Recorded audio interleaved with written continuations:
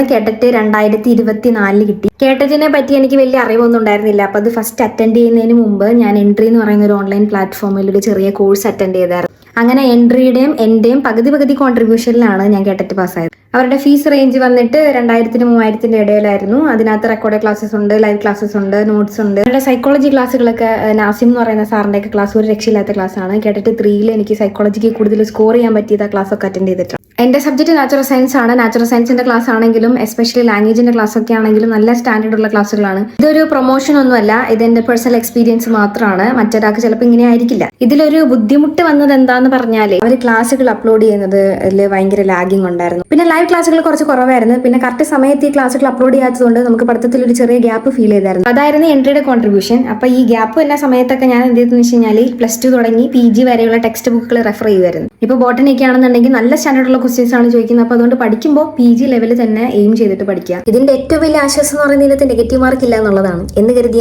ഞാൻ കുത്താൻ നിൽക്കരുത്. മൊയിലിയത്ത് പോലെ കുത്താൻ നിന്ന് കഴിഞ്ഞാൽ ചിലപ്പോൾ ഒരു സെക്ഷനിൽ നമുക്ക് ഒരു മാർക്കും കിട്ടില്ല. ക്വസ്റ്റ്യൻ പേപ്പർ കിട്ടുമ്പോൾ മിനിമം 4 പ്രാവശ്യമെങ്കിലും വായിച്ചിരിക്കുക. കാരണം ഈ സൈക്കോളജിയുടെ ഒക്കെ ഓപ്ഷൻസ് എല്ലാം ശരിയാണെന്ന് നമുക്ക് തോന്നും. ഇപ്പൊ നിങ്ങൾ BEd പഠിച്ചുകൊണ്ടിരിക്കുന്ന ഒരാളാണെങ്കിൽ സെക്കൻഡ് ഇയറിൽ തന്നെ അത് എഴുതിയെടുക്കുക. പിന്നെ അത് വച്ചോണ്ടിരുന്ന് പഠിപ്പിക്കരുത്. ഈ സൈക്കോളജിയും പെഡഗോജിയും ഒക്കെ നമ്മുടെ തലേന്ന് പോയാൽ പിന്നെ പോയതാ. അതായത് ഞാൻ നെറ്റ് എഴുതുന്നത് പോലെ ജീവിതകാലം മുഴുക്ക കേട്ടിട്ട് എഴുതിക്കൊണ്ടിരിക്കാം എന്ന് വിചാരിക്കരുത്.